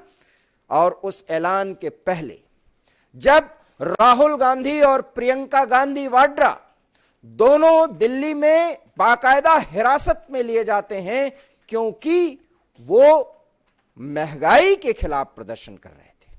और ये सुनने में अगर आप एक नजरिए से देखें तो बिल्कुल गलत है, विपक्ष का काम है, लेकिन क्यों इतना बड़ा प्रदर्शन? और इस प्रदर्शन के पहले राहुल गांधी एक प्रेस कॉन्फ्रेंस करते हैं और उस प्रेस कॉन्फ्रेंस में वो कुछ बातें कहते हैं, और जब वो बात कहते हैं तो उसका विश्लेषण तो जरूरी होता है। महंगाई है, इस देश में भ्रष्टाचार खत्म नहीं हुआ है, यह भी कहा जा सकता है। बेरोजगारी है इस देश की समस्या, बिल्कुल है। लेकिन राहुल गांधी ने अपने प्रेस कॉन्फ्रेंस में कुछ बातें कही हैं। उन्हीं बात के एक वाक्य को बताते हुए मैं उनके प्रेस कॉन्फ्रेंस के कुछ अंश को सुनाऊंगा, और वो अंश ये है कि 70 साल में जो हमने बनाया 8 साल में सब कुछ ध्वस्त कर दिया गया। इस पर आपत्ति करनी चाहिए। शायद इसका प्रमाण राहुल गांधी नहीं दे पाए। बहरहाल वो क्या क्या कहे वो हम आपको बाद में बताएंगे, उसका विश्लेषण करेंगे। लेकिन राहुल गांधी ने प्रेस कॉन्फ्रेंस के दौरान क्या कुछ कहा, जरा आप सुनिए। आज सबसे ज्यादा अनएम्प्लॉयमेंट हिंदुस्तान में, महंगाई बढ़ती जा रही है, गैस सिलेंडर की प्राइसेस बढ़ती जा रही हैं। पता नहीं शायद मतलब फाइनेंस मिनिस्टर को मतलब ये आंकड़े दिख ही नहीं रहे हैं। बताया गया है कि बस बोलते जाइए, बट ये रियलिटी नहीं है। आप किसी भी कस्बे में चले जाइए, किसी भी गांव में चले जाइए, किसी भी शहर में चले जाइए, पूछिए महंगाई की क्या हालत है, आपको बताएंगे कि सबसे ज्यादा आज महंगाई है। तो देखिए, रियलिटी एक है और परसेप्शन एक बनाया जाता है। जो ऑपोजिशन डेमोक्रेसी में, लोकतंत्र में लड़ती है, वो इंस्टीट्यूशंस के बल पे लड़ती है। मतलब जो देश का लीगल स्ट्रक्चर होता है, जुडिशियल स्ट्रक्चर होता है, जो देश का इलेक्टोरल स्ट्रक्चर होता है, जो देश की मीडिया होती है, उसके बल पर ऑपोजिशन खड़ी होती है। वो सब जो इंस्टीट्यूशंस हैं, वो सब के सब सरकार को पूरा सपोर्ट दे रहे हैं। क्यों? क्योंकि सरकार ने अपने लोग इंस्टीट्यूशंस के अंदर बैठा रखे हैं। हिंदुस्तान का आज हर इंस्टीट्यूशन इंडिपेंडेंट नहीं है। हिंदुस्तान का हर इंस्टीट्यूशन आज आरएसएस के कंट्रोल में है। आरएसएस का एक व्यक्ति हर इंस्टीट्यूशन में बैठा है। तो हम एक राजनीतिक पार्टी से नहीं लड़ रहे हैं, हम हिंदुस्तान के पूरे इंफ्रास्ट्रक्चर के खिलाफ लड़ रहे हैं। जब हमारी सरकार होती थी, इंफ्रास्ट्रक्चर न्यूट्रल रहता था, हम इंफ्रास्ट्रक्चर को कंट्रोल नहीं करते थे। 2 राजनीतिक पार्टियों की लड़ाई होती थी, 3 राजनीतिक पार्टियों की लड़ाई होती है। आज इंफ्रास्ट्रक्चर सरकार का पूरा एक पार्टी के साथ है। फाइनेंशियल इंफ्रास्ट्रक्चर उनके साथ है। अगर कोई दूसरी पॉलिटिकल पार्टी को सपोर्ट करना चाहे, उस पर ईडी लगा दी जाती है, सीबीआई लगा दी जाती है, धमकाया जाता है, डराया जाता है। तो फाइनेंशियली मोनोपोली है बीजेपी की, आरएसएस की, इंस्टीट्यूशनली मोनोपोली है। इसीलिए ऑपोजिशन इफेक्टिवली, अग्रेसिवली खड़ी हो रही है। तो सुना आपने राहुल गांधी ने क्या कुछ कहा। इंस्टीट्यूशन के बल पर संवैधानिक संस्थाओं के बल पर विपक्ष लड़ाई लड़ती है। बहुत अजीब बात कही है जिसको शायद सुनने पर हंसी भी आ रही है।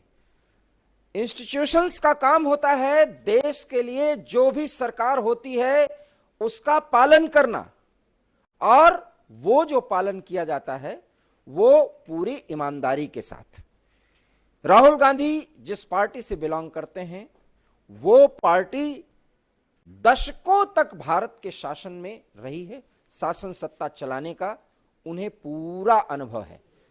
और ये जो राहुल गांधी जिस अंदाज में जो बात कह रहे हैं वो हास्यास्पद इसलिए है कि जब वो या उनके कोई नुमाइंदे के रूप में सरकार में रहे तो किस तरीके से इंस्टीट्यूशंस मौन रह करके सरकार के लिए काम करती हैं वो बताने की जरूरत नहीं है। लेकिन सवाल होते हैं, कम से कम दुरुपयोग नहीं किया जाना चाहिए।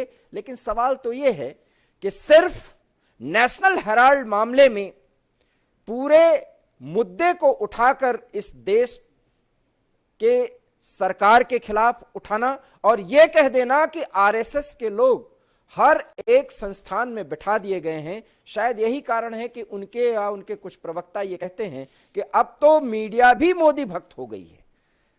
जबकि सवाल यह है कि पत्रकारिता के वो मानक कहते हैं कि जो सच है पक्ष और विपक्ष दोनों के दिखाए जाएं।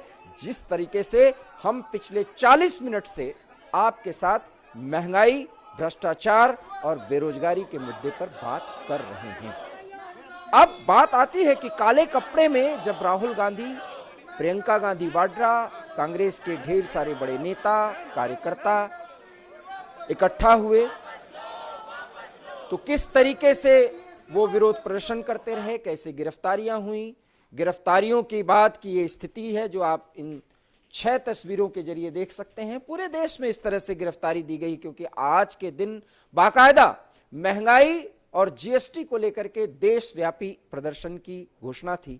ये बातें बहुत अच्छी हैं, सरकार के खिलाफ बातें उठानी चाहिए और इसीलिए विपक्ष का दायित्व बनता है और कांग्रेस से हम ये अपेक्षा करते हैं। लेकिन सवाल यह है कि नेशनल हेराल्ड के एक मामले के बाद इतनी सक्रियता उन सवालों पर बहुत कुछ सोचने को विवश कर रही है।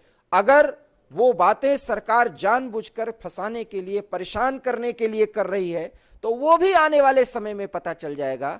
लेकिन नेशनल हेराल्ड से जुड़े मामले में जितने रुपयों के लेन देन या हेराफेरी या बैंक खातों जिसमें कि मनी लॉन्ड्रिंग तक की बात आ गई है, उस पर अगर सब कुछ दूध का दूध पानी का पानी हो जाए तो राहुल गांधी की ये बातें पूरे देश को बहुत भाएंगी, बहुत अच्छी लगेंगी। फिलहाल अभी इसमें आशंकाएं हैं और उन्हीं आशंकाओं के कारण राहुल गांधी जी ने प्रेस कॉन्फ्रेंस के दौरान जो बातें कही हैं वो कम से कम उतना ज्यादा प्रभावित करती हुई नहीं दिख रही हैं जितना उनकी बात को, गंभीर बात को प्रभावित करते हुए देखा जाना चाहिए। सवाल यही कि जब एक हाथ आप कीचड़ में डालेंगे और दूसरे हाथ से आप शुचिता की बात करेंगे तो इस देश की जनता को इतना मूर्ख कैसे समझ सकते हैं कि वो ये नहीं समझेगी कि ये विरोध प्रदर्शन आखिर में क्यों किया जा रहा है।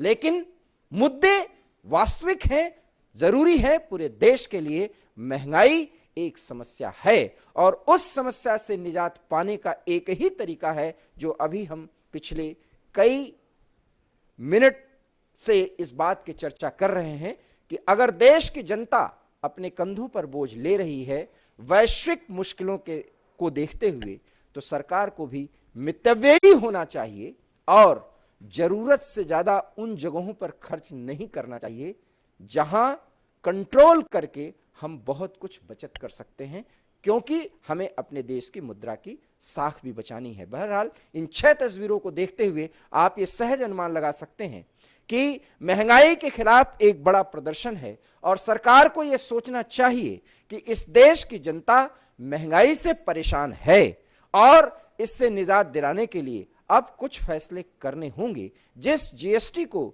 राहुल गांधी गब्बर सिंह टैक्स कहते हैं उसे हम यूं ही हंसी का विषय नहीं बता सकते। लेकिन फिर सवाल यही कि राहुल गांधी और उनके घर के जो भी लोग हैं, अगर नेशनल हेराल्ड मामले में पूरी तरीके से पाक साफ निकल कर आए और सड़कों पर उतरें, तो शायद देश में विपक्ष की जो भूमिका होगी और विपक्ष के जो प्रदर्शन होंगे, वो जो स्थिति होगी, उसके सामने कोई भी सरकार डरने को मजबूर हो जाएगी। लेकिन अपने दामन को जिस पर कीचड़ उछले हुए हैं, उसको यूं ही बचाने और धुलने के प्रयास के तहत जब इस तरीके से देश के समस्याओं के संदर्भ में प्रदर्शन किए जाते हैं, वहीं जनता मौन हो जाती है। शायद राहुल गांधी तक अगर यह बात पहुंचे तो इसका बड़ा असर उन पर जरूर पड़ेगा।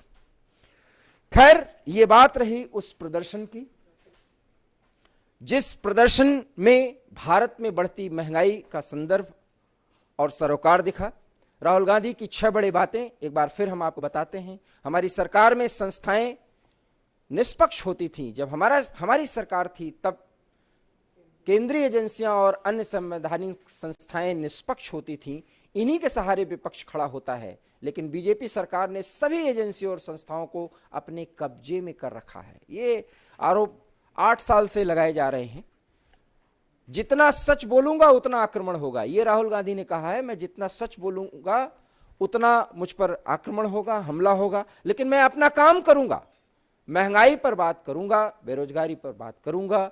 जितना इन सब के खिलाफ बोलूंगा उतना मुझ पर आक्रमण होगा। ये सिर्फ हमारे लिए नहीं है, सभी के साथ है। जो भी सरकार के खिलाफ बोलता है उसे केंद्रीय एजेंसियों से डराया जाता है। ये बात लोगों को अभी समझ में नहीं आ रही है, लेकिन एक दिन समझ में आएगी। ये राहुल गांधी भी मान रहे हैं। देखिए, वो मान रहे हैं कि लोग नहीं समझना चाहते, क्योंकि शायद राहुल गांधी को यह समझना चाहिए कि एक हाथ कीचड़ में हो तो उसको साफ करने की जरूरत है, और अगर पाक साफ है तो खुल के मैदान में यूं ही रहना चाहिए। एक समय आएगी, ये देश की जनता सुनेगी। ये लोग गांधी परिवार पर हमले क्यों करते हैं? क्योंकि गांधी परिवार एक विचारधारा के लिए लड़ता है। देश में हिंदू मुसलमान को बांटा जाता है, तब हमें दर्द होता है। महिलाओं के साथ अत्याचार होता है, तब हमें दर्द होता है। हमारी लड़ाई सौहार्द बचाने के लिए है। मेरे परिवार ने इसके लिए जानें दी हैं। बिल्कुल सही बात उन्होंने कहा है। परिवार ने उनके परिवार के कई लोगों ने कुर्बानी दी है इस देश की एकता के खातिर, इससे कोई इनकार नहीं कर सकता। लेकिन फिर सवाल वही कि दामन पाक साफ होना चाहिए। राहुल गांधी जी, शायद आपको समझना चाहिए, तब इस सरकार के कान में जू रेंगेगी अगर उस स्थिति में आप बात उठाएंगे। जर्मनी की सभी संस्थाएं हिटलर के हाथ में हैं। यह एक अनर्गल आरोप है, जिस आरोप में इसलिए दम नहीं है क्योंकि आप प्रधानमंत्री को खुलेआम चोर कहने की हिम्मत और ताकत रख पाते हैं, और अभी सिर्फ 24 घंटे पहले ये कहते हैं मुझे जो करना है वो करूंगा, जो जिसको करना है कर ले। ये लोकतंत्र में ही संभव है, जो आप और आपके पार्टी से जुड़े लोग कर पाते हैं। शायद इस सच को समझना चाहिए, क्योंकि हिटलर के बारे में जो जानता है वो हिटलर शाही के मायने था कि हिटलर के अतिरिक्त और किसी संस्था और पार्टी का कोई मतलब ही नहीं था। आज हिंदुस्तान की सभी संस्थाएं आरएसएस के हाथ में हैं। मुझे पूरा ढांचा दे दो, फिर मैं बताता हूं। हम सिर्फ एक राजनीतिक पार्टी से नहीं लड़ रहे हैं, हम हिंदुस्तान के पूरे इंफ्रास्ट्रक्चर से लड़ रहे हैं। शायद यहां पर बहुत ही बड़ी त्रुटि कर दी है, क्योंकि इंफ्रास्ट्रक्चर की लड़ाई राहुल जी ये नहीं है। ये लड़ाई किसकी है, ये भी हो सकता है कि आपके तरफ से बाद में स्पष्ट किया जाए। आज सबसे ज्यादा बेरोजगारी भारत में है, बिल्कुल है, और ये कम से कम इस मोदी सरकार को समझना ही होगा। पेट्रोल डीजल से लेकर हर चीज के दाम बढ़े हुए हैं निश्चित रूप से, लेकिन वित्त मंत्री को महंगाई एक आंकड़े में ही दिख रही है। किसी भी गांव और शहर में जाकर देख लीजिए, लोग बता देंगे महंगाई कहां है। मुझे लगता है कि वित्त मंत्री जिस माइक्रो इकोनॉमिक फंडामेंटल की बात कर रही हैं वह कुछ और है। मुझे नहीं लगता कि वित्त मंत्री को देश की अर्थव्यवस्था के बारे में कोई समझ है, या फिर वह एक मुखपत्र हैं।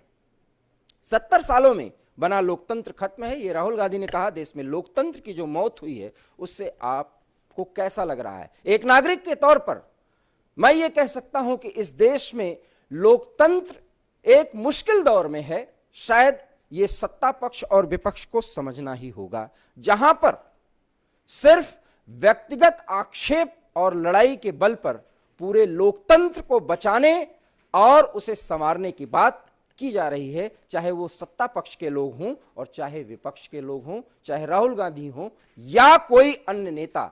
सब लोग लोकतंत्र के बचाने की दुहाई देकर लोकतंत्र का मजाक उड़ा रहे हैं। हम ये बात यूं नहीं कह रहे हैं क्योंकि जिस संसद के सत्र के एक दिन के चलने में इतना बड़ा खर्च होता है, उसको चलाने के लिए जिस संजीदगी और जिस गंभीरता की दरकार होती है, क्या उसका निर्वहन सत्ता पक्ष या विपक्ष के लोग कर रहे हैं? शायद इसका जवाब जनता पूछे तो कोई भी राजनीतिक पार्टी का नेता, उसका प्रवक्ता, उसके रणनीतिकार बिल्कुल हां में नहीं दे सकते और इसका हिसाब जनता लेती है आकलन करने के बाद।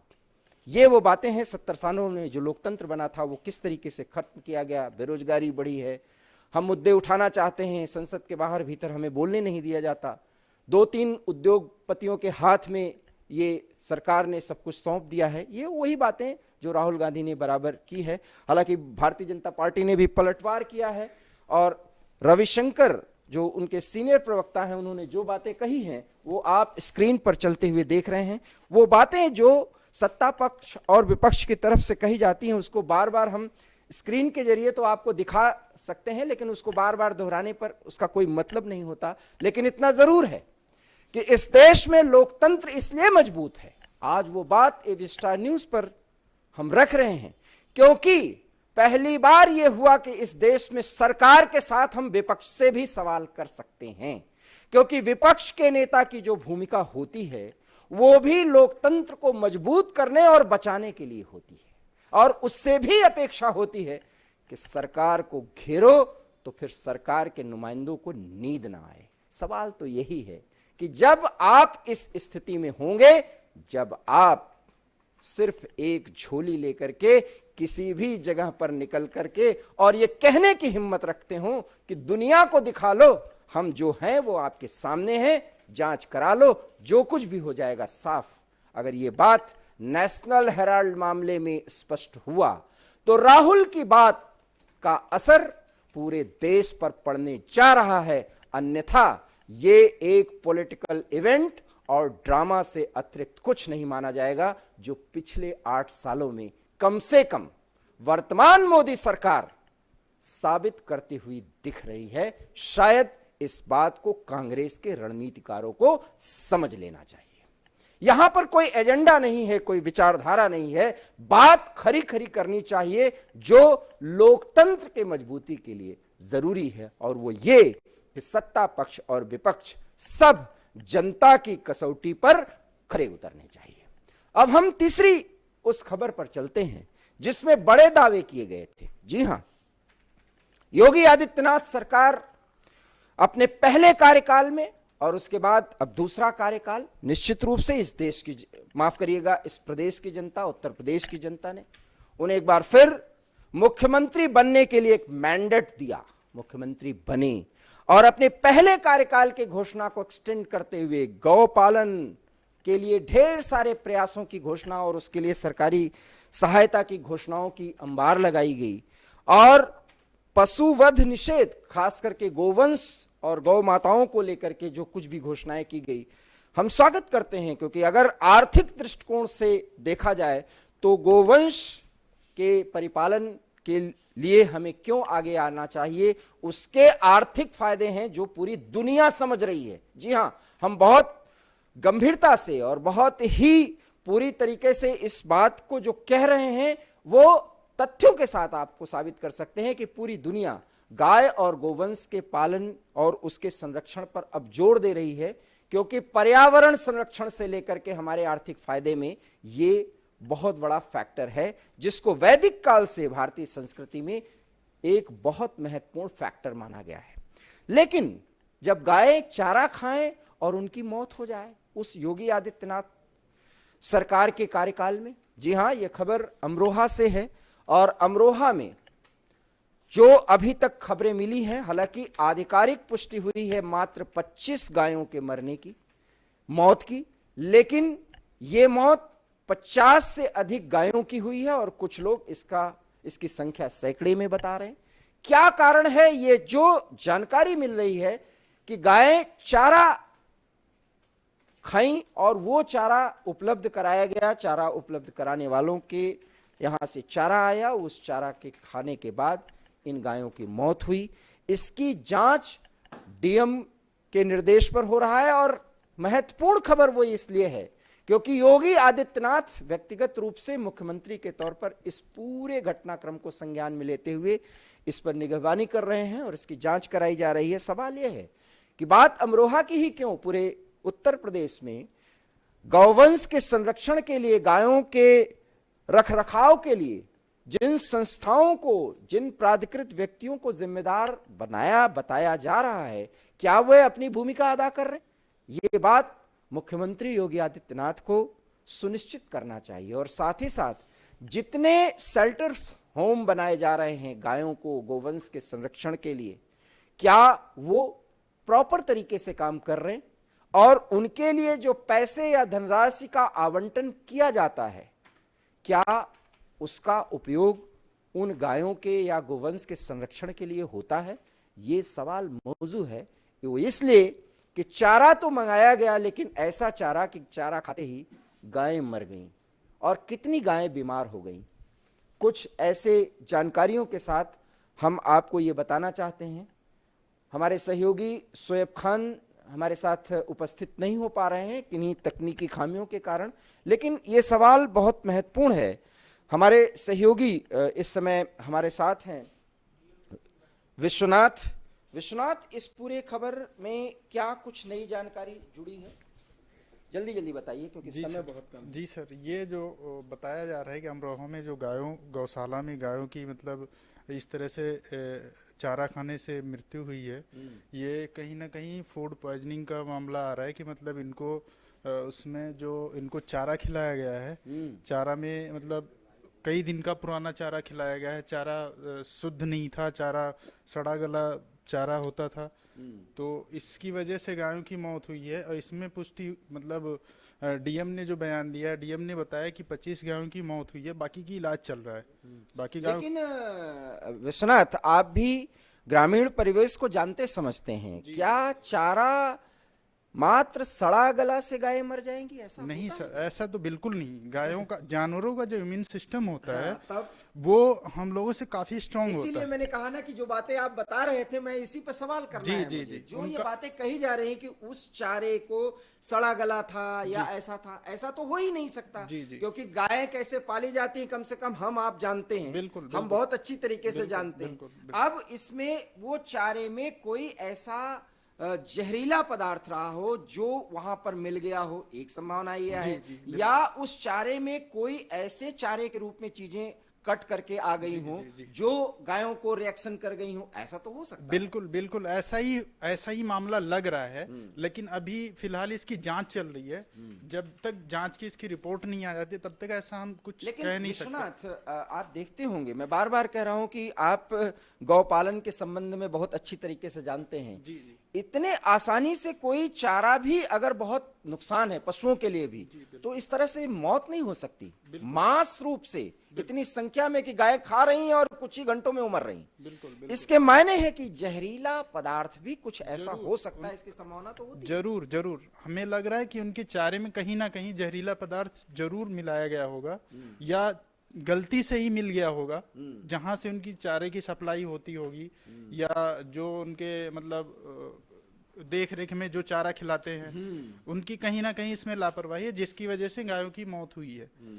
तो इसमें प्रशासन को उचित कार्रवाई करनी चाहिए ताकि इस तरह की दोबारा घटना ना घट सके। डीएम ने उस पे पूरे जांच करवा रहे हैं और जी। चूंकि मुख्यमंत्री की निगहबानी में सारा मामला आ चुका है। इसमें सीएम योगी का भी बयान आया है कि इसमें पूरी तरीके से जांच कार्रवाई होनी चाहिए, और जो भी इसमें दोषी पाया जाता है उसको उसको बख्शा नहीं जाएगा। हालांकि जहां से चारा भी आता है उसके खिलाफ भी सुनने में आ रहा है कि उसके खिलाफ भी पूछताछ हो रही है, उससे भी पूछताछ कर रही है पुलिस। हमारी जानकारी हमारे सहयोगी शोएब खान बता रहे थे कि जहां से पूरा चारे की जो आवक हुई थी, जी। उसके जो मालिक को बाकायदा गिरफ्तार कर लिया गया है, FIR किया गया और उसको बाकायदा पुलिस ने गिरफ्तार किया गया, क्योंकि मुख्यमंत्री के संज्ञान में बात आ चुकी है। जी। मामला जो है वो हाई लेवल पर पहुंच चुका है। ऐसे में षड्यंत्र की बू भी आती जी, बिल्कुल हमें भी लग रहा है कि कहीं ना कहीं ये कोई साजिश है। अब साजिश क्या है, इसकी क्या तार जुड़ते हैं, ये कोई मतलब नई तरीके की साजिश है, जैसे आतंकवाद की साजिश देखने को तो मिल ही रही है यूपी में, राजस्थान में और तरह कन्हैया लाल गायों को मार देने के बाद इसमें किस तरह की साजिश आप देख रहे हैं? अब ये तो उनकी किस तरह की मानसिकता बयान करती है, बेजुबानों को मारने से क्या उनको। बिल्कुल बहुत महत्वपूर्ण बातें आपने कही हैं और ये बातें सुबह से ही बताई जा रही हैं। जिस साजिश की बात की जा रही है वो ऐसा है विश्वनाथ, मुझे ऐसा लगता है कि योगी आदित्यनाथ सरकार ये दावा करती है कि गोवंश को लेकर के बहुत ज्यादा सीरियस है। उस गोवंश के परिपालन की स्थिति ये है, शायद षड्यंत्रकर्ताओं ने ये सोचा हो कि ये देखिए इस तरह से गायें मर रही। जी बिल्कुल, ये हो सकता है। बिल्कुल सर, बिल्कुल हो सकता है। अगर ऐसा हो सकता है तो फिर अब गौपालन और गौ संरक्षण भी राजनीति के चश्मे के दायरे में आ गया। यही बार बार हम बात कर रहे हैं, आप अपना स्थान ग्रहण कर सकते हैं। वो बहुत महत्वपूर्ण बातें हैं, लेकिन प्रशासन की तरफ से कुछ प्रतिक्रियाएं आई हैं, आप उसको जरा सुनिए कि वहां के SP ने क्या कहा है और DM ने क्या कहा है। इन दोनों की प्रतिक्रिया को सुनने के बाद हम किसी निष्कर्ष पर पहुंच सकते हैं कि वास्तव में वस्तु स्थिति क्या है इस पूरे घटनाक्रम के संदर्भ में। 25 तक के मृत हैं और बाकी इलाज चल रहा है और हमें उम्मीद है कि जल्दी से बाकी स्वस्थ हो जाएंगे। ये कमी जो है इसमें चारे में बता रहे हैं कि चारा खाने से कुछ पॉइजन हुआ है। चारा इन्होंने पहली बार लिया है, तो जिससे चारा लिया था उसके खिलाफ FIR दर्ज करा दी गई है। वो ताहिर नाम के व्यक्ति से चारा लिया था, पहली बार लिया था, FIR दर्ज हो गई है और उसके लिए कार्रवाई भी कर रहे हैं। उसको पकड़ने के लिए टीम भेजी गई है, पूरी जाँच पड़। और इसके अलावा हमारी और मंडली टीम भी डॉक्टर्स की आ गई, दवाएं आ गई हैं, इलाज चल रहा है। बाकी को जिनको पॉइजन हुआ है जिससे जल्दी स्वस्थ हो सके वो हम लोग पूरी कोशिश कर रहे हैं इसके लिए। सर क्या किसी और के खिलाफ भी कार्रवाई हुई है? यहाँ के जो इसके ग्राम पंचायत विकास अधिकारी हैं, जो इसके इंचार्ज हैं, उनको निलंबित करने का निर्णय लिया गया है। ये थाना आदमपुर में जो घटना आज हुई है, शाम को जब सूचना मिली तो उसके बाद में हम लोग यहाँ पे जब आए तो एक हम लोगों ने यहाँ पे देखा कि यहाँ पे कुछ गाय जो है वो मृतक अवस्था में थी। तुरंत हम लोगों ने यहाँ पे मौके पे एक कंप्लेंट ली, जिसके आधार पे एक यहाँ पे मुकदमा पंजीकृत किया गया है। धारा 153A, धारा 153B, उसके अतिरिक्त prevention of cruelty to animals act, इसके अलावा काउ स्लॉटर एक्ट के अंतर्गत हम लोगों ने ये मुकदमा पंजीकृत किया है। इसके अतिरिक्त यहाँ पे हम लोगों ने 7 लोगों को डिटेन कर रखा है, जिनसे अच्छे से पूछताछ की जा रही है। और इसके अलावा 3 लोगों का और नाम प्रकाश में आया है, जिनको पुलिस ढूंढ रही है और जल्द से जल्द पुलिस इन पर कार्रवाई करेगी। किन लोगों के नाम सामने आए हैं लोग ऐसे? देखिए यहाँ पे कुछ जो यहाँ पे जिनकी कल और आज इन्वॉल्वमेंट रही है, एक तो यहाँ के जो लोकल कुछ लोग हैं जिनका चारा को लेके काटना है, या फिर इसके अतिरिक्त और भी कोई इन्वॉल्वमेंट है, उन सबको हम लोगों ने डिटेन भी किया और कुछ लोगों को ढूंढा भी जा रहा है जो भगे हुए हैं, उनको तत्काल गिरफ्तार किया जाएगा। ठीक, थैंक यू। वहाँ तो मंदिर का तो साला है। तुम क्या काम करते हो आप यहाँ? हम पूजा करते हैं, मंदिर बना के रहते हैं। मंदिर का गौशाला हमारे हाथ के बनाए हुए हैं सब कुछ। अच्छा, क्या घटना घटी आज यहाँ सातलपुर में? यहाँ सातलपुर में गौशाला में खराब चारा खाने से गौ माता की हुई है। कितनी गाय मरी है? 250 गाय मरी है। कितने?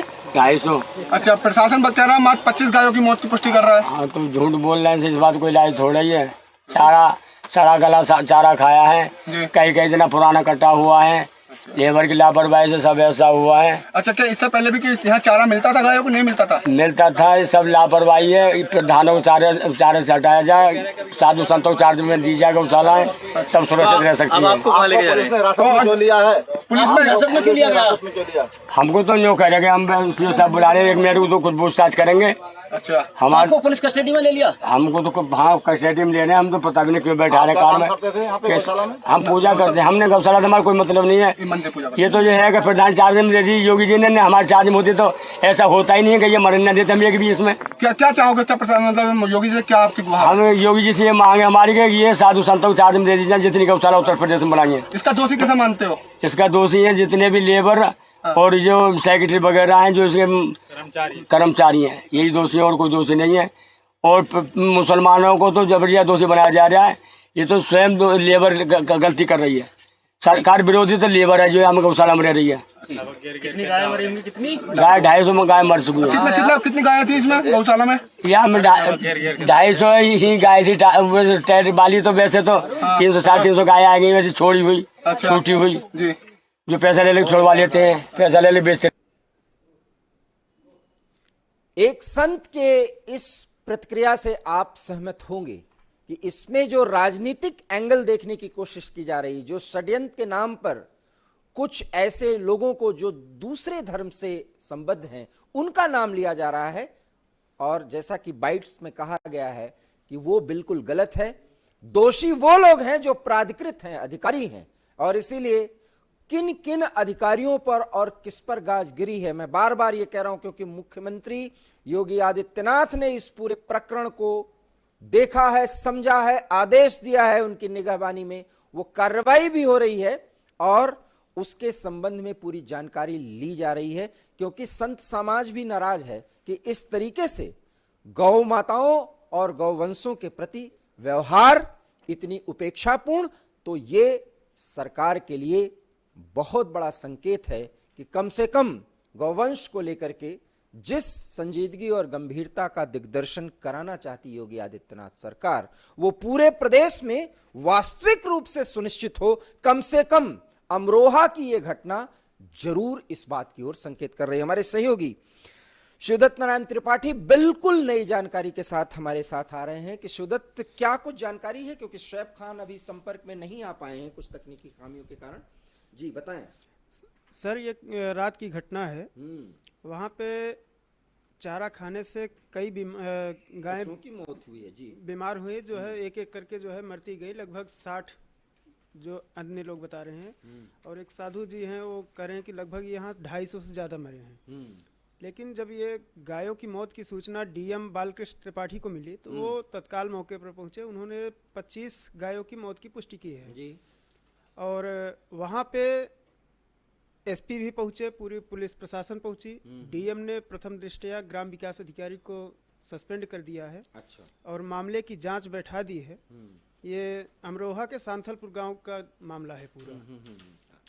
फिलहाल कितनी मौतें हुई एग्जैक्ट इसका जो है सही जानकारी नहीं है, क्योंकि वहां पर मीडिया को भी कवरेज करने से रोक दिया गया था। अच्छा। प्रशासन ने वहां पर मीडिया को भी जाने नहीं दिया गया, तो इसलिए जो स्थानीय लोगों से या प्रशासन से जो जानकारियां मिल रही है उसी के आधार पे ये बताया जा रहा है 25 तो कह रहे और साधु जी कह रहे हैं कि 250 मरे हैं। अच्छा। लेकिन मौतें तो ज़्यादा हुई हैं। इस मामले की जानकारी जब सीएम योगी को हुई तो उन्होंने इस मामले में पूरी जांच बैठाई, डॉक्टरों की पूरी टीम भेजी कि जो भी गायें अभी बीमार हैं उनका इलाज ठीक तरीके से किया जाए और जो भी दोषी हो उसके खिलाफ सख्त कार्रवाई की जाए, इसमें रिपोर्ट मांगा है। शिवदत्त, मैं आपसे ये जानना चाहता हूं, क्योंकि आप भी ग्रामीण परिवेश को समझते हैं, जानते हैं, रहते हैं, उस पूरे वातावरण को समझते हैं, क्या गायें यूं ही चारा खा जाने से उनकी मौत हो जाएगी? उनके इम्यून सिस्टम पर शोएब खान हमारे संपर्क में लगता है आ रहे हैं, हमारे सहयोगी, उनसे भी हम बात करेंगे। जी आप अपनी जानकारी दीजिए। जी ऐसा तो नहीं है, इसमें जो एक साजिश की बात आ रही सामने वो कहीं ना कहीं साजिश हो सकती है, क्योंकि इतनी बड़ी तादाद में किसी जो सामान्य चारा खिलाया जाता है उससे इतनी बड़ी मौतें तो नहीं हो सकती। अच्छा, ये जो मुख्य सप्लायर थे उनके खिलाफ भी कार्रवाई हो ही चुकी है? उनके जहाँ से चारा आता था प्रशासन ने वहाँ पे उनके खिलाफ मुकदमा दर्ज करवा दिया है और लगभग 10 लोगों को हिरासत में लेकर पुलिस पूछताछ कर रही है। हमारी जानकारी में शोएब खान भी आ चुके हैं, लगता है उनकी आवाज मुझे मिल सकती है। मैं अपने सहयोगी से कहूंगा, शोएब जी आपको मेरी आवाज मिल रही है? शोएब जी, क्या नई जानकारी मिली है? हमें आप मोबाइल पर ही ये जानकारी दीजिए। कोई नई जानकारी आपको मिल पाई हो जो अमरोहा का हमारे सहयोगी आपको बता रहे हैं? जी देखिए दिवाकर जी, ये अमरोहा के साथल गांव का मामला है। यहाँ पर कल रात, परसों रात में जो प्रबंधन हैगा वो गौशाला का, उसने चारा खिलाया था। अभी हमारी वहाँ के एसएसपी से बात हुई है। ये जो 25 गायों की बात की जा रही है, एसएसपी मिस्टर आदित्य है, उनका ये कहना है कि 50 गायों की मौत हुई है। उन्होंने पुष्टि की है इस बात की। जी जी जी जी 50 गायें की। और जिसने ये जो व्यापारी था, जो हरे चारे का व्यापारी था, हरा चारा देता था, इसका नाम ताहिर है। हाँ, उसके खिलाफ एफआईआर कर ली गई है। जी जी जी जी हिरासत में भी कुछ लोगों को ले लिया है। जी जी शोएब जी, शोएब जी, मुझे हमारे सहयोगी जो पीसीआर में बैठे हुए हैं वो जानकारी दे रहे हैं कि आपकी आवाज बिल्कुल शायद नहीं टेलीकास्ट हो पा रही है, लेकिन जो जानकारी आप बता रहे हैं उसके मुताबिक एसएसपी या एसपी ने पुष्टि की है कि 50 गायों की मौत हुई है। जी जी जी जी जी जी जी जी 50 गायों की पुष्टि हो गई है मौत की। शोएब खान हमारे सहयोगी, चूंकि वो मोबाइल के जरिए ये जानकारी दे रहे थे। शोएब जी, आप पूरी जानकारी इकट्ठा करते रहिए, हम समय आने पर आपसे बातचीत करने की कोशिश करेंगे। और शिवदत्त जी, आपका भी बहुत बहुत धन्यवाद। तो इस तरीके से हम अब आपको स्पष्ट कर दें कि जिस प्रतिक्रिया में जो आपने अभी तक सुना कि डीएम ने 25 गायों के मौत की बात की है, हमारे सहयोगी शोएब खान ने बहुत ही महत्वपूर्ण जानकारी अभी दी। हम किसी तरीके से आप तक पहुंचाने में सफल हो पा रहे हैं कि 50 गायों की मौत की पुष्टि एसपी ने कर दी है, तो एक बहुत बड़ी बात है।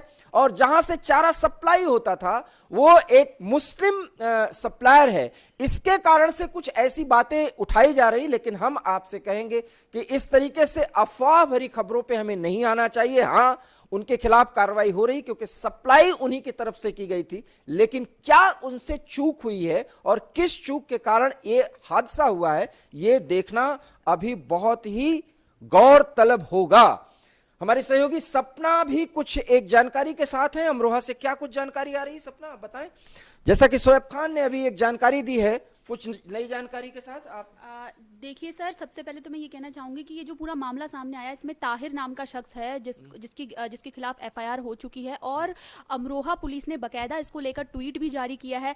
जब उन्होंने पहले ट्वीट जारी किया था तो उसमें सिर्फ 8 अभियुक्तों के बात सामने आ रही थी कि 8 अभियुक्तों से पूछताछ हो रही है। और ACS करके एक नाम आ रहा है, प्रशासन का बड़ा अमला है जो इसकी जांच करेगा और उसके बाद सीएम को रिपोर्ट सौंपा जाएगी। और सीएम ने इसको लेकर ट्वीट भी किया है और अपने ट्वीट में साफ तौर पर ये बात कही है कि जो भी इसके दोषी होंगे उन्हें नहीं बख्शा जाएगा। वहीं अब अगर बात करी जाए इस मामले को लेकर, तो अब सियासत इसको लेकर शुरू होती जा रही है। जैसे कि आप बात करते हैं, यहाँ पर जो शख्स है उसका वर्ग एक विशेष वर्ग से वो संबंध रखता है। जैसे ताहिर, वो मुस्लिम संप्रदाय से है। हाँ जी, बात बताइए। जी जी जी वो ताहिर नाम का जो शख्स है, तो अब एक जो है कम्युनल एंगल से इस घटना को देखकर, जबकि इसको नहीं देखा जाना चाहिए। वही सर, इस घटना को कम्युनल एंगल से देखना, अभी जब तक पूरी जांच नहीं आती, निकल के रिपोर्ट सामने नहीं आती, पूछताछ नहीं हो जाती, तब तक किसी के लिए भी ऐसे राय बनाना पे हम नहीं पहुंच सकते। हाँ, ये गलत है। हम एकदम से किसी पर भी इस तरह से आरोप लांछन नहीं लगा सकते। ऐसे तो लगेगा कि हम मीडिया ट्रायल कर रहे हैं, तो हमें वो चीज नहीं करनी है। किसी जब तक हमारे पास पूरी तरीके से साक्ष्य न मौजूद, हाँ जी, तो इसको लेकर भी सीएम योगी ने बस यही कहा है अपने ट्वीट में कि जो भी दोषी होगा उसे बख्शा नहीं जाएगा। और जिस तरीके से कार्रवाई की बात आ रही है, तो सबसे बड़ी जो प्रशासन का अमला है यानी कि ACS को सौंप दी गई है जांच के। अब देखना दिलचस्प है कि आगे इसको लेकर क्या तथ्य सामने आते हैं। बहुत महत्वपूर्ण जानकारी सपना आपने दी, आप अपना स्थान ग्रहण कर सकती हैं। जैसा कि हमारे सहयोगी ने इस पूरे खबर को, अमरोहा के घटनाक्रम को आपको बताया कि किस तरीके से अधिकारियों पर गाज गिरी है। जो ग्रामीण स्तर पे इस प्राधिकृत कोई व्यक्ति रहे हैं उनके खिलाफ कार्रवाई कर दी गई है। चारा सप्लायर के खिलाफ FIR करके बाकायदा गिरफ्तारी भी हो गई। हालांकि ताहिर नाम का, जी सपना, ताहिर नाम है, ताहिर नाम बताया जा रहा है और इसके आधार पर इसका एक कम्युनल एंगल भी देखा खंगाला जाना समझा जा रहा है। हम आपसे अनुरोध करेंगे कि कम से कम इस मुद्दे को कम्युनल रूप देने की कोशिश न की जाए। लेकिन हां, अगर ताहिर की जिम्मेदारी इसमें तय होनी चाहिए। अगर गैर जिम्मेदारी के साथ कोई चारे की सप्लाई हुई है तो ये तो जवाबदेही बनती है, उनको जवाब देना होगा, ये काम प्रशासन का है। और अगर ऐसा कुछ होगा, क्योंकि मुख्यमंत्री की निगहबानी में उच्च स्तरीय जांच जिला स्तर पर की जा रही है अमरोहा के इस घटनाक्रम से, जहां 50 गायों की मौत की पुष्टि हमारे सहयोगी शोएब खान इनपुट सहयोगी ने कर दी है। तो इस तरीके से स्पष्ट है कि इतनी गायें चारा खाने से अगर मर रही हैं तो योगी आदित्यनाथ सरकार के लिए ये एक बहुत बड़ा संदेश, संकेत और खतरे की घंटी है। जहां पशु संवर्धन के लिए, जहां गोवंश संवर्धन के लिए उत्तर प्रदेश सरकार इतने दावे करती है, इतने योजनाओं को लाने की घोषणा करती है, वहां गायों के संरक्षण के सारे तौर तरीकों को एक बार से फिर से रिव्यू की जानी चाहिए। शायद इस घटना का सबसे बड़ा संदेश यही है। क्या है इस पूरे घटनाक्रम के वास्तविक फैक्ट्स और इनसे जुड़ी वो बातें जिस पर अफवाहें उड़ाई जा रही हैं, हम आपको सभी के बारे में जानकारी देंगे। लेकिन इसके लिए आपको देखते रहना होगा एवी स्टार न्यूज, क्योंकि यहां पर खबरों का सिलसिला कभी नहीं थमता। आप हमारे साथ बने रहिए, हमारे कमियों को आप बताइए और हमारे अच्छाइयों के साथ जरूर जुड़ने की कोशिश करिए और अपनी प्रतिक्रिया आप हम तक जरूर पहुंचाइए। एवी स्टार न्यूज के न्यूज रूम लाइव के इस विशेष सत्र में फिलहाल इतना ही। दीजिए इजाजत, नमस्कार।